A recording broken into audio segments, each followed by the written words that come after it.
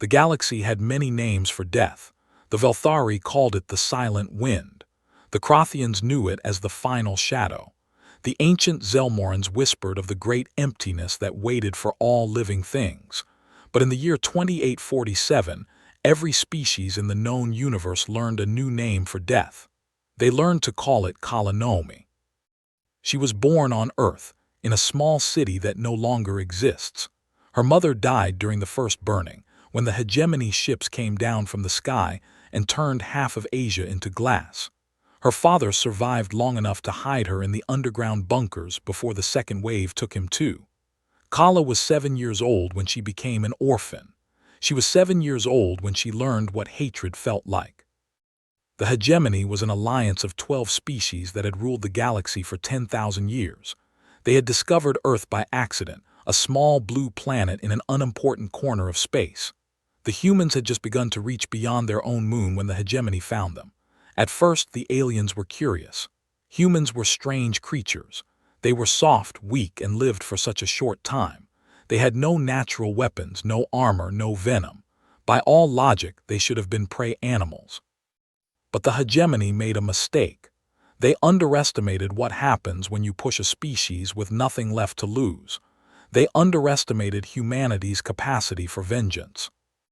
The occupation lasted 30 years.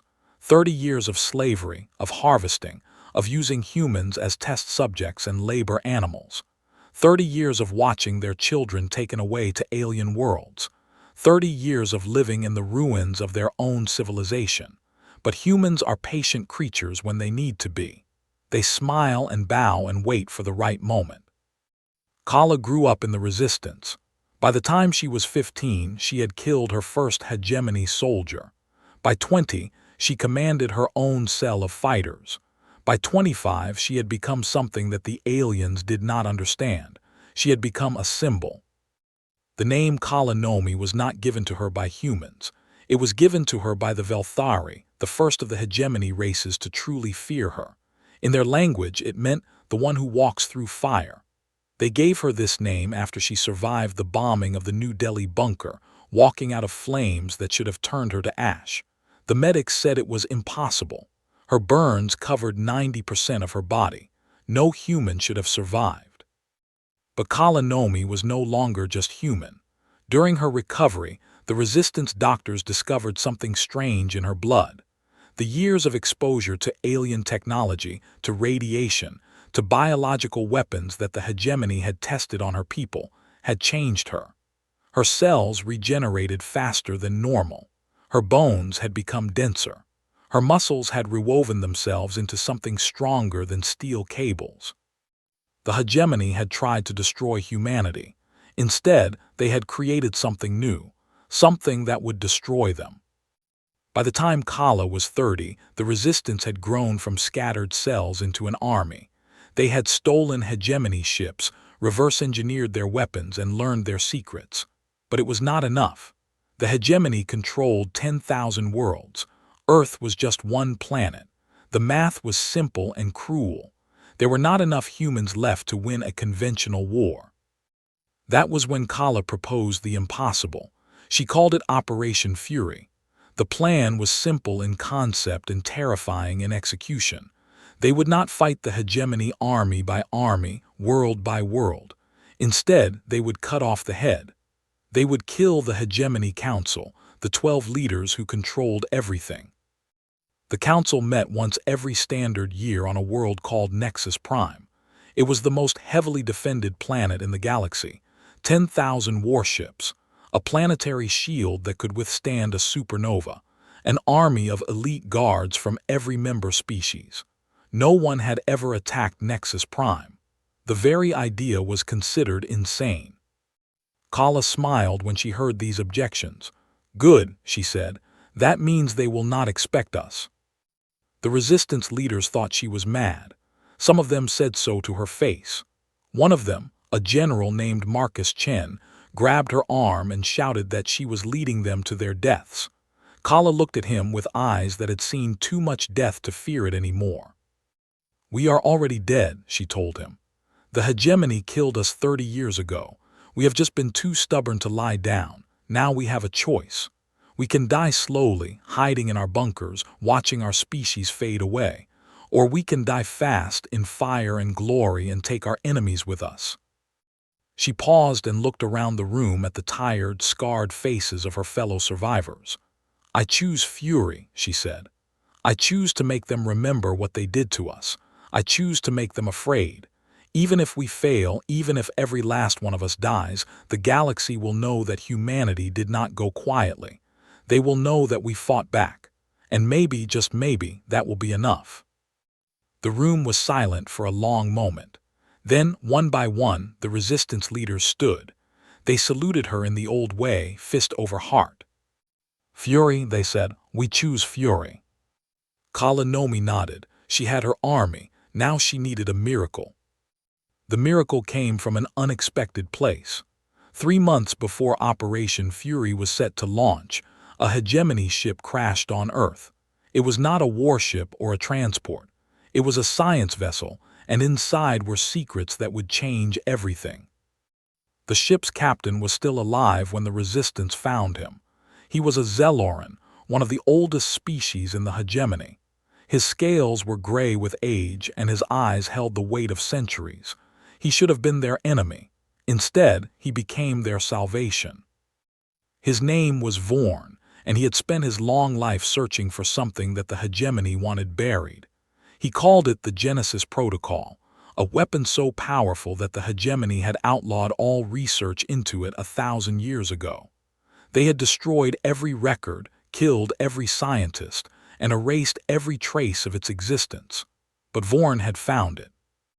The Genesis Protocol was designed to end wars, he told Kala as he lay dying in the Resistance medical bay. Not by killing enemies, but by changing them. It can rewrite the genetic code of any species. It can make them peaceful, docile, harmless. Kala frowned. You want us to use a weapon that makes people slaves? Vorn shook his head, wincing from the effort. No, that is what the hegemony feared. They thought someone would use it against them, but the protocol can be programmed for anything, any change, any evolution. He grabbed her hand with surprising strength. The hegemony made you what you are. The radiation, the experiments, the biological weapons. They changed your species without meaning to. The Genesis Protocol can finish what they started. Kala understood then. The protocol could not make enough humans to win the war, but it could make the humans they had stronger, faster, more resilient. It could turn them into something that even the hegemony could not stop. Why, she asked the dying alien, why are you helping us? Vorn's eyes closed, and for a moment she thought he had died. Then he spoke, his voice barely a whisper. Because I remember what my people were before the hegemony. We were artists and dreamers. We built wonders that spanned the stars. Then the hegemony came and we became conquerors. We became monsters. A single tear rolled down his scaled cheek. Your species reminds me of what we once were. Stubborn, creative, full of hope even when there is no reason for it. If anyone can break the cycle, it is you. He died with those words on his lips, and Nomi sat beside him for a long time, holding the data chip that contained the Genesis Protocol. She thought about hope. She thought about monsters. She thought about what her species might become. Then she went to the resistance scientists and told them to get to work. The transformation took 6 weeks. Every volunteer in the resistance army underwent the protocol treatment. It was painful beyond description.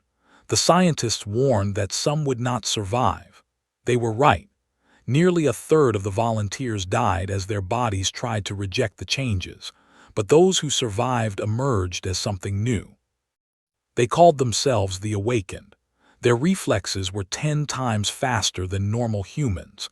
Their strength was enough to tear through hegemony armor with bare hands. Their senses were sharper, their minds were clearer, and their bodies could heal from wounds that would kill any other species. They were no longer merely human. They were human plus everything the galaxy had thrown at them. Nomi was the first to undergo the protocol. She was also the one who changed the most. The scientists could not explain why. Perhaps it was because she had already been changed so much by the bunker fire. Perhaps it was because her hatred burned hotter than anyone else's. Whatever the reason, she emerged from the transformation as something unique even among the awakened. Her skin had taken on a faint silver sheen like polished metal. Her eyes glowed with a soft blue light. She could move faster than the eye could track, and her strength was enough to punch through ship hulls. But the most frightening change was invisible. The protocol had done something to her mind. She could feel the emotions of others, sense their fears and hopes and hatreds, and when she focused that ability, she could project her own emotions outward. She could make her enemies feel exactly what she felt. She could make them feel 30 years of human suffering in a single instant. The first time she tested this ability was on a captured hegemony officer, a Crothian who had overseen one of the labor camps. She showed him everything: the families torn apart, the children taken away, the executions and the torture and the endless, grinding despair. The Crothian lasted 3 seconds before his heart gave out. He died screaming, tears streaming from his compound eyes. Kala felt nothing. She had no more room for mercy. Operation Fury was set to launch in 2 weeks. The awakened trained constantly, learning to use their new abilities. They practiced with stolen hegemony weapons and studied the defenses of Nexus Prime. Every detail of the plan was memorized and rehearsed. There would be no second chances. The night before the launch, Kala stood on the surface of Earth for what she knew might be the last time. The sky above was clear, and she could see the stars that the hegemony had denied them for so long. Somewhere up there was Nexus Prime. Somewhere up there were the beings who had ordered the destruction of her world. She thought about her mother, who had shielded her with her own body during the first burning. She thought about her father, who had carried her for miles through the flames to reach the bunker. She thought about every human who had died under hegemony rule, every child who had never been born, every dream that had been snuffed out. "I am coming," she whispered to the stars. "I am coming, and I am bringing Earth's fury with me." Somewhere in the darkness, her army waited. Tomorrow they would fly into the heart of the enemy. Tomorrow they would either die or change the galaxy forever. Kala Nomi smiled. It was not a pleasant smile. It was the smile of a wolf that had finally cornered its prey. The journey to Nexus Prime took 17 days. They traveled in stolen hegemony transports, their identification codes masked by algorithms that the Resistance had spent years developing. At every checkpoint, they held their breath. At every patrol, they prepared to fight. But their disguises held. The hegemony did not suspect that the enemy was already inside their walls. Kala spent most of the journey in meditation. The protocol had given her powers she did not fully understand, and she needed to master them before the battle. She practiced extending her senses, feeling the minds of her soldiers, learning to distinguish one consciousness from another. She practiced projecting emotions, though she was careful never to use her ability on her own people. On the 15th day, she sensed something strange. It was a presence at the edge of her perception, vast and ancient and utterly alien. It felt like being watched by something that existed beyond the normal boundaries of space and time. She told no one. They had enough to worry about. Nexus Prime appeared on their sensors on the morning of the 17th day. It was beautiful in a terrible way, a perfect sphere of white marble and crystal spires that floated in orbit around a dying star. The hegemony had built it as a monument to their power, a place where the 12 ruling species could meet as equals. It was the heart of their empire, and today it would become their grave. The planetary shields were impenetrable, just as the intelligence reports had said. 10,000 warships patrolled the perimeter, their weapons primed and ready. Getting through should have been impossible. But Kala had not planned to go through. "Begin Phase 1, she ordered. Throughout the hegemony fleet, hidden bombs began to detonate, not on ships but inside them. The Resistance had spent years planting agents in the enemy's military, and those agents had been very busy. In the span of 30 seconds, 200 warships lost power. Their shields dropped. Their weapons went offline. They became nothing more than floating metal boxes. The hegemony fleet scrambled to respond. Ships rushed to fill the gaps in their formation. Commanders shouted conflicting orders. Confusion spread like a plague. And in that confusion, Kala's transports slipped through.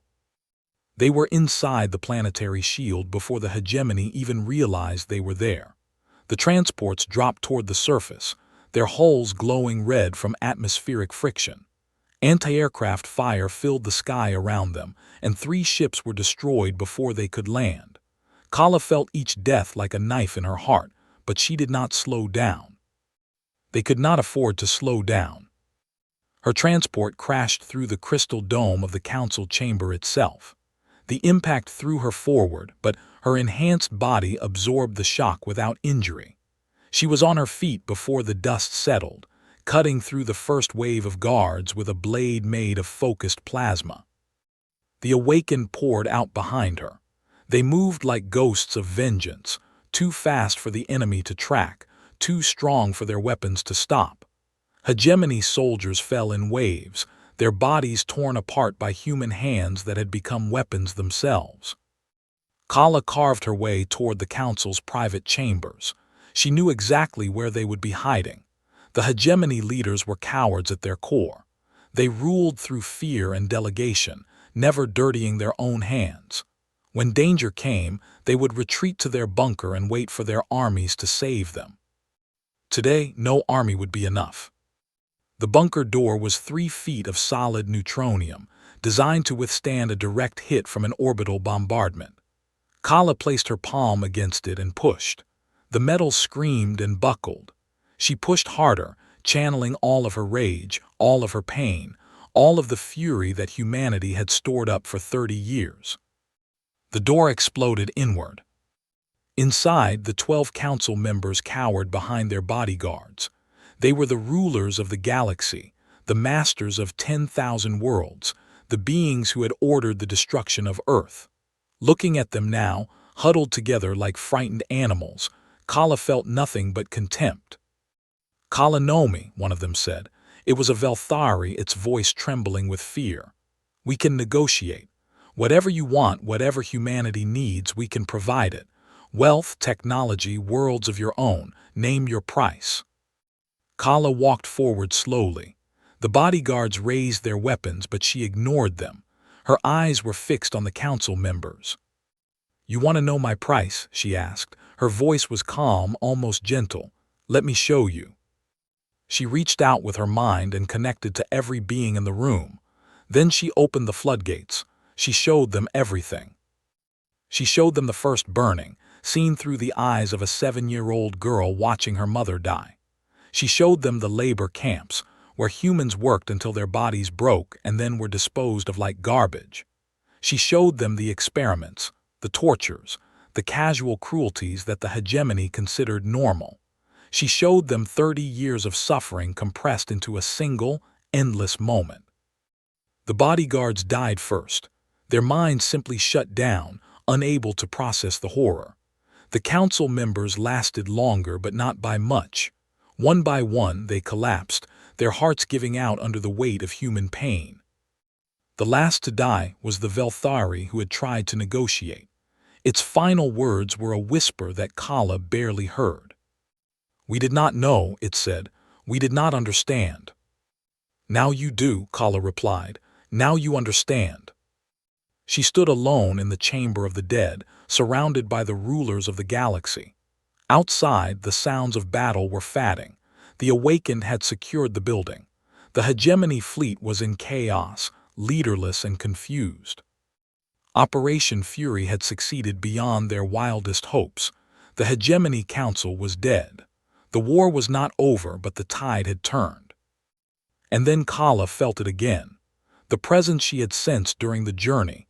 It was closer now, watching her with something that might have been curiosity. She looked up and saw the stars through the shattered ceiling. Somewhere out there, something ancient had taken notice of what she had done. She did not know whether to be afraid or hopeful. The galaxy burned for 3 years after the fall of the Hegemony Council. Without their leaders, The 12-member species turned on each other. Old grudges surfaced. Hidden hatreds exploded into open warfare. Worlds that had been stable for millennia descended into chaos. Through it all, Nomi walked. She was no longer just a resistance leader. She had become something larger, something that transcended the boundaries of normal existence. Word of what she had done on Nexus Prime spread through the galaxy like wildfire. Species that had never heard of humanity now knew her name. They knew that a single human had destroyed the Council with nothing but the power of her mind. They knew that she carried the fury of her entire world within her. And they were afraid. The Awakened expanded their operations throughout the former hegemony space. They liberated human slaves wherever they found them. They destroyed military installations and freed occupied worlds. But Kala's goals had grown beyond simple vengeance. The presence she had felt was calling to her, drawing her toward the edge of known space. She followed that call for 2 years, traveling through regions that no ship had ever charted. Her awakened army grew as she went. Other species joined them, beings who had suffered under hegemony rule and wanted to help build something new. They called themselves the Covenant of Fury, and they swore to protect the galaxy from tyranny. At the edge of the galaxy, she found what had been calling her. It was a structure of impossible size, a ring of pure light that circled a black hole. It was old beyond measure, built by beings that had lived and died before the first stars formed. As Kala approached it, she felt minds touching hers. Not one mind, but thousands, millions. The accumulated consciousness of every species that had ever achieved true enlightenment. They called themselves the Architects. "We have watched you," they said, their voices speaking directly into her mind. "We have watched your species since you first looked up at the stars and wondered. You were not meant to suffer as you did. The hegemony was a corruption, a mistake that we failed to prevent, but you have shown us something we had forgotten." "What?" Kala asked. "The power of fury," they replied. "The power of beings who refuse to surrender, who fight back against impossible odds, who carry the weight of their suffering and transform it into strength. We had grown complacent in our eternity. We had forgotten what it means to struggle, to burn, to rise from the ashes. You have reminded us." The ring of light pulsed, and Kala felt knowledge flowing into her mind. She saw the true history of the galaxy, stretching back billions of years. She saw civilizations rise and fall. She saw the birth of the hegemony and understood how a group of frightened species had created a tyranny to protect themselves from the chaos of the universe. She saw the future, branching into infinite possibilities. "We offer you a choice," the Architects said. "You can return to your people and live out your days as a hero. You will die eventually, as all mortal beings do, but your name will be remembered forever. Or you can join us. Become an architect. Help us guide the galaxy toward a better future. The transformation will be painful. You will lose much of what makes you human, but you will gain the power to prevent what happened to your world from ever happening again." Kala stood at the edge of the light, feeling its warmth on her silver skin. She thought about Earth, about the people she had left behind. She thought about the Awakened, who were even now spreading through the galaxy, building a new order from the ashes of the old. She thought about her mother and father, who had given their lives so that she could live. "If I join you," she said slowly, "will I still be me? Will I still remember what it felt like to be human?" "Yes," the Architects said. "That is why we chose you. Your fury, your pain, your love for your people, these are not weaknesses to be purged. They are the core of who you are. They are what makes you worthy." Kala closed her eyes. She reached out with her mind, feeling the presence of her army far behind her. She felt their hopes and fears, their determination to build a better galaxy. She felt the weight of their trust in her. Then she opened her eyes and stepped into the light.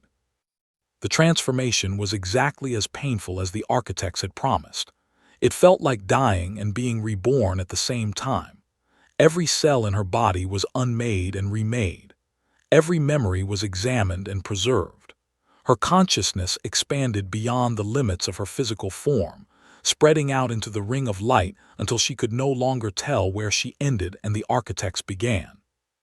When it was over, she was no longer Kala Nomi, the human resistance leader. She was something far greater. She was an architect, a guardian of the galaxy, a being of pure energy and infinite potential. But she was still herself. She still remembered the first burning. She still carried the fury of humanity within her heart. And now she had the power to ensure that no one would ever have to feel that fury again. She reached out across the stars, touching the minds of every awakened, every member of the Covenant of Fury. She showed them what she had become and what she had learned. She showed them the true history of the galaxy and the possibilities of the future. She showed them that they were not alone. "Continue," she told them. "Build, grow, protect each other. I will watch over you. I will always watch over you." And across 10,000 worlds, beings of every species looked up at the stars and felt something they had not felt in a very long time. They felt hope. 1,000 years passed. The galaxy changed beyond recognition. The former hegemony space became the Galactic Commonwealth, a federation of species bound together by mutual respect rather than fear. Humans were no longer slaves. They had become one of the founding members of the new order, their representatives serving on councils that governed entire star systems. Earth itself had been restored, its scars healed by technology and time. But some things remained the same. On a small planet at the edge of Commonwealth space, a young girl named Sarah looked up at the night sky. She was 7 years old, the same age Kala Nomi had been when the hegemony came. But Sarah's world was peaceful. She had never known war or slavery or fear. She had grown up in a universe where such things were history lessons, not lived experiences. "Tell me the story again," she said to her grandmother, who sat beside her on the porch of their home. Her grandmother smiled. She was old now, her hair white and her face lined with years, but her eyes still held a spark of the fire that had once burned in all the awakened. "Which story, little one?" "The story of Kala Nomi," Sarah said, "the one who walked through fire." The grandmother nodded slowly. She had told this story 1,000 times, but it never grew old. Once, long ago, there was a world called Earth. It was a small blue planet, home to a species called humans. They were not the strongest species in the galaxy or the fastest or the longest lived, but they had something that no other species possessed. They had fury. Sarah leaned closer, though she knew every word by heart. When the hegemony came and tried to destroy them, the humans refused to die. They fought back, even when it seemed hopeless. They suffered, but they survived. And from their suffering rose a woman named Kala Nomi. She carried the fury of her entire world within her heart. She walked through fire and did not burn. She faced the rulers of the galaxy and made them understand what they had done. And when she was given the choice between rest and responsibility, she chose to watch over the galaxy forever. The grandmother pointed up at the stars. "She is still out there, little one, in the ring of light at the edge of space, watching over all of us, protecting us, remembering." Sarah followed her grandmother's gaze. The stars seemed to twinkle more brightly than usual. "Do you think she gets lonely?" she asked. "I think," her grandmother said softly, "that she is never lonely. Every time someone remembers her story, every time someone stands up against injustice, every time a child asks what fury means, she feels it. She feels all of us. We are her family now, all of us, every species in the Commonwealth. She gave up her human life so that we could have ours." Far away, at the edge of the galaxy, the being that had once been Kala Nomi smiled. She could feel the conversation happening on that distant world. She could feel the love between grandmother and grandchild. She could feel the hope that her sacrifice had made possible. She had lived for 1,000 years now, guiding the architects in their endless work of maintaining the galaxy. She had watched generations rise and fall. She had seen old enemies become friends and new challenges emerge. She had mourned when those she loved died and celebrated when new life began. But she had never forgotten who she was. She had never forgotten the fire. Sometimes, when the galaxy was quiet and the stars seemed to sleep, she would return to Earth in spirit. She would walk the streets of cities that had not existed when she was alive. She would stand in parks where monuments had been built in her honor. She would watch children playing, laughing, living the lives that her generation had fought and died to give them. And she would remember. She remembered her mother's face, seen through smoke and flame. She remembered her father's arms carrying her to safety. She remembered the bunker, the resistance, the long years of struggle. She remembered the moment when she had destroyed the Hegemony Council, making them feel every ounce of human pain.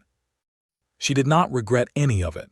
Not the violence, not the transformation, not the eternity of service that she had chosen. She had done what needed to be done. She had carried Earth's fury across the stars, and she had used it to build something beautiful. On the porch of the small house, Sarah was falling asleep against her grandmother's shoulder. The old woman stroked her hair gently. "Sleep well, little one," she whispered. "Dream of the stars, dream of the woman who walks through fire, and remember that fury is not just about anger, it is about love. It is about refusing to let the things you love be destroyed. That is the lesson Kala Nomi taught us. That is why we remember her." High above, invisible and eternal, Kala Nomi watched. She had become something beyond human, but she would never be beyond humanity. Their fury was her fury. Their hope was her hope. As long as they remembered, she would endure. Somewhere in the galaxy, a tyrant was rising. She could feel it, a dark presence gathering power in the shadows. Soon she would have to act, to remind the universe why planets quivered when Kala Nomi walked through, carrying Earth's fury behind her. But not tonight. Tonight she would simply watch. Tonight she would remember what she was fighting for. The little girl on that distant planet shifted in her sleep, dreaming of a woman made of silver and light. In her dream, the woman smiled and spoke. "I am still here," Kala Nomi said. "I will always be here. And as long as there is injustice in the galaxy, as long as tyrants try to crush the dreams of the innocent, I will walk through fire to stop them. That is my promise. That is my fury. That is my gift to you." The girl smiled in her sleep, and across the galaxy, hope burned a little brighter. The stars continued their eternal dance. Worlds spun in their orbits. Life flourished where once there had been only death. And at the edge of it all, a ring of light pulsed with the heartbeat of a woman who had refused to surrender, who had carried the weight of her world's suffering and transformed it into something magnificent. Kala Nomi, the one who walks through fire, watched over her galaxy. And she would keep watching, keep protecting, keep remembering until the last star died and the universe itself fell silent. Even then, she knew, the fury would remain. Because fury was not just human. Fury was the spirit of all beings who refused to be broken. It was the fire that burned in every heart that had ever loved something enough to fight for it. And that fire could never be extinguished. Not as long as there were stories to tell. Not as long as there were children who looked up at the stars and wondered. Not as long as there was even one being in the entire cosmos who remembered what Kala Nomi had done, and why. The end of one story was always the beginning of another. Kala had learned that truth long ago. Her story had begun in fire and pain, but it had not ended there. It had grown into something larger, something that belonged to every species that had ever suffered and survived. She was no longer just a human woman. She was an idea, a promise, a reminder that even the mightiest empires could fall if their victims refused to stay broken. And somewhere in the galaxy, right at this moment, another child was asking about her. Another grandmother was telling her story. Another heart was learning what fury meant. The galaxy had many names for death, but now it had a new name for hope. They called it Kala Nomi.